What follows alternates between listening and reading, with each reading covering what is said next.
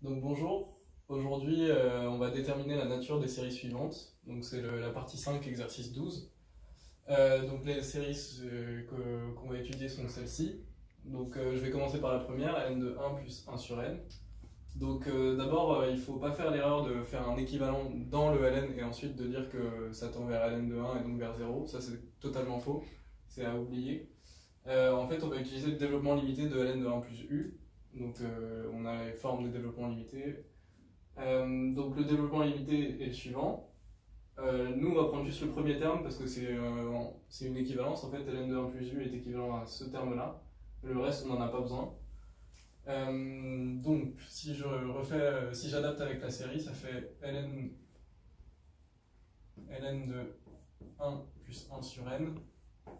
C'est équivalent du coup à 1 sur n. Donc maintenant qu'on a fait l'équivalent, on peut dire que la série en entier, ln de 1 plus 1 sur n, elle est équivalente à la série des 1 sur n. Or, on sait que, on reconnaît une série de Riemann, je rappelle le critère de Riemann du coup. Donc une série de Riemann, elle est sous cette forme-là, et là on voit que alpha est égal à 1, donc elle diverge. Si alpha avait été supérieur à 1, elle convergerait, et donc voilà. Mais donc cette série-là diverge.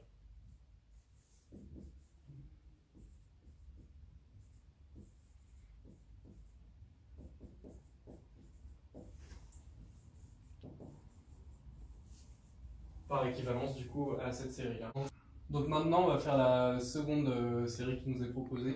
Donc c'est racine de n plus 1 sur n. Donc on va utiliser le critère de D'Alembert. Le critère de D'Alembert il nous dit que si on a une série un à terme positif, ce qui est le cas ici, il suffit d'étudier la limite du quotient de cette série, donc du quotient du terme supérieur sur le terme inférieur. Donc cette limite, si elle est supérieure à 1, alors la série divergera. Si elle est inférieure à 1, la série convergera absolument, et si elle est égale à 1, on ne pourra pas conclure. Donc ici, si on applique le critère de D'Alembert, ça va nous faire racine de n plus 2 sur n plus 1 fois racine de n sur racine de n plus 1. Donc là, on peut séparer les racines pour que ce soit plus simple, et on peut voir que du coup, on peut simplifier le racine au dénominateur. Donc ce qui va nous donner racine de n plus 2 fois racine de n sur n plus 1.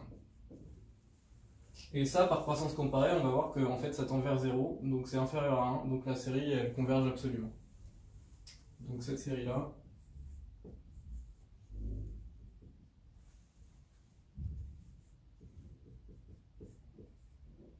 converge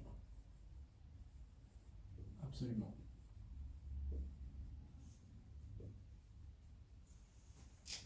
La dernière série, c'est cos carré de npi sur n carré. Donc on va utiliser le théorème de convergence. Le théorème de convergence, il nous dit que si on majore une série par une convergente, alors elle sera convergente, et si on minore une série par une série divergente, elle sera divergente.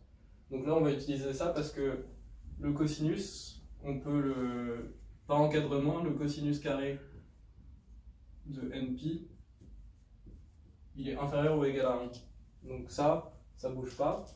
Donc du coup, on peut dire par encadrement que cos carré de npi sur n carré, c'est inférieur ou égal à 1 sur n carré. Alors ça, on voit avec le critère de Riemann que c'est une série convergente. Donc on a majoré par une convergente, donc cette série-là converge.